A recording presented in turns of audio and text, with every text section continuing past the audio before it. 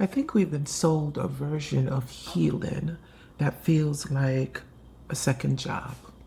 For a long time, my spirituality was just more doing, manifesting, affirming, meditating, whatever your practice is, seek the seeker, just to feel okay, just to feel that you're in alignment. But I realized something. If I have to maintain my spirituality, then it isn't effortless, is it?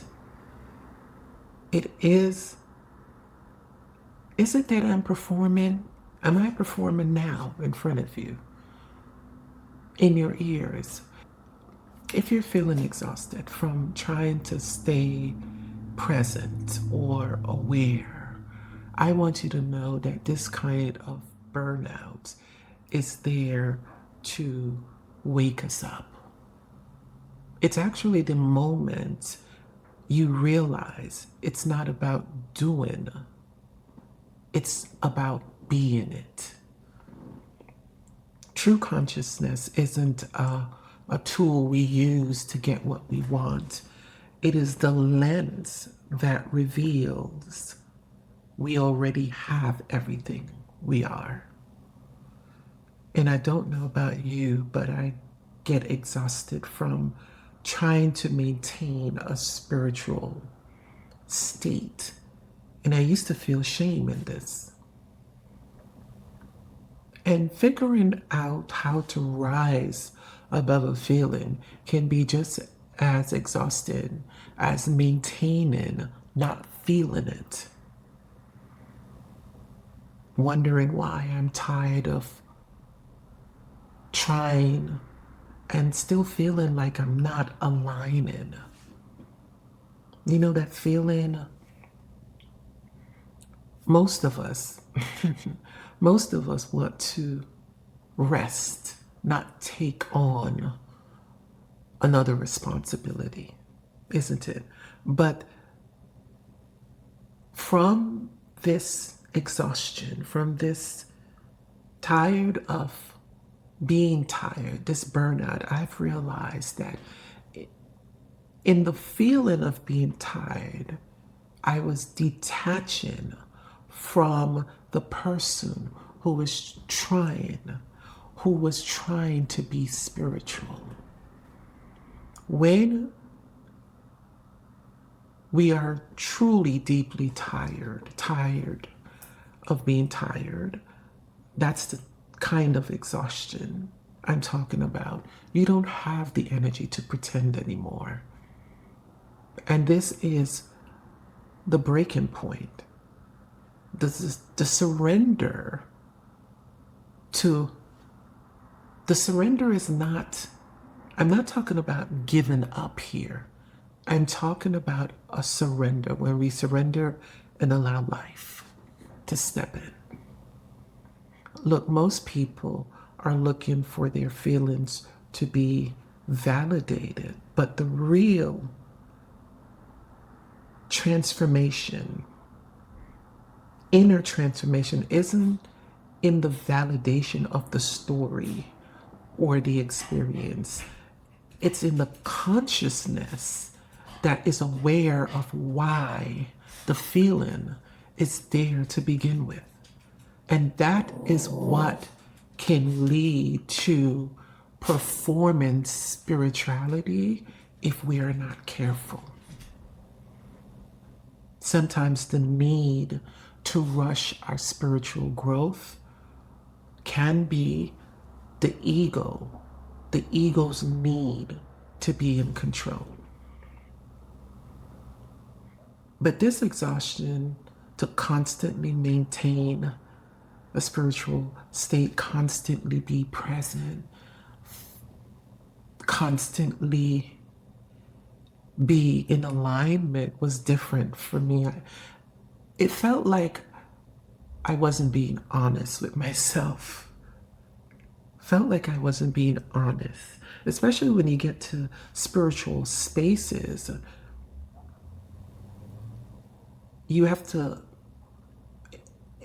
it makes you pretend that you're okay when you're not really okay. And that's pretending. It's not just about talking the talk. You have to walk the walk, they say. And that is what made me totally let go, let everything go, let go of the need to be anything, to be spiritual, to be the seeker, and allow things to be as it is. Then you don't have to try to be present because you already are naturally by being with what is. Do you see how that flips right there? Once I let go, the burnout phase was very necessary for me because it burned as if it was burning away the need that I had to be spiritual, to be the one, to be the healer for everyone. There's something behind that need. There's always something driving our need. And when we find ourselves being burnt out, something is not naturally flowing. Something is not effortless. The burnout was necessary for me to finally let go. It's grace. I mean, where would I be without grace? Grace stepped in. Grace steps in when we are just tired of doing. Grace begins where our efforts end. And if you're experiencing this type of spiritual burnout, that's often where the doing ends and the being begins. I've learned to let the practice naturally arise in me. This way, when it comes, it's effortless. The practice is not effective when when it's driven by the ego, when the ego is involved. It's not effective. Some folks have given up on their practice because it's not working. But the deeper truth that I found is that we have to be the practice. We have to be the practice. And then it becomes an effortless state of being. If the ego is being satisfied by a practice, it will not resist. But what remains there is this exhaustion, right? That's a good sign. When life is working on our behalf, we're not doing. It's working for us because we're being it.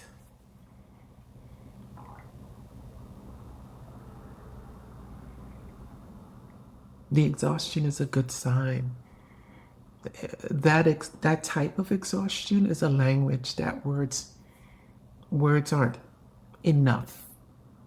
You just feel the weight of it. And I feel like everyone that is coming home to themselves feels this at some point.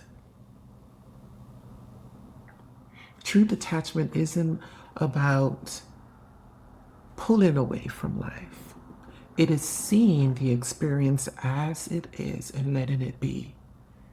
Many people pull away from life because they become hypersensitive to it, overwhelmed by it.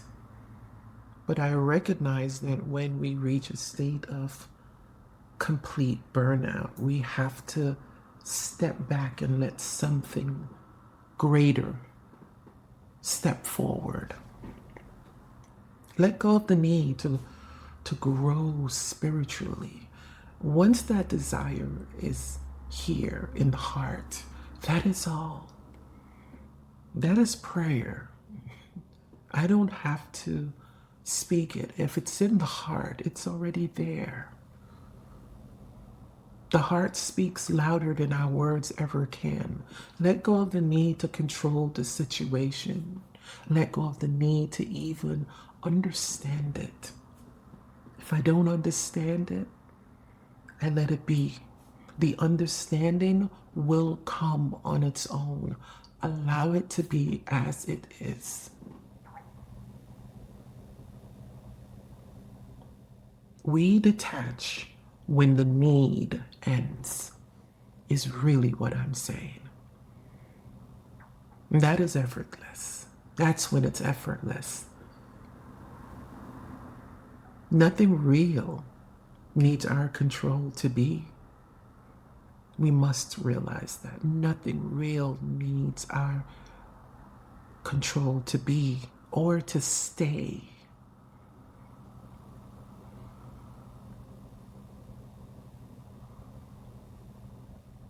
That recognition for me took so much stress. And when I say stress, I'm talking about it helped me to stop resisting life. We often use our sensitivity as a reason to build walls, to protect our energy, to protect our peace. But those walls is exhausting to constantly hold up. The need that's there is really to control our situation. And that's why we need to protect.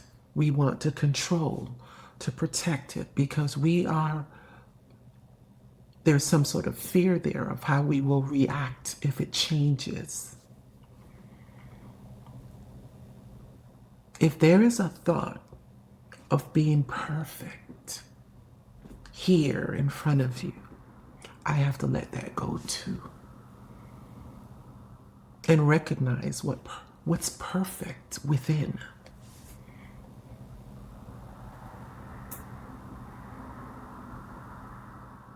The detachment in essence is the unbecoming, and that's the awakening that we only needed to remember what is already whole in us. The part that needed to grow, to heal, that we need to fix, I had to detach from it. There's so many stages of awakening out there to consume and still feel like we've got it all wrong, isn't it? But when you let it all go, that brought me such freedom.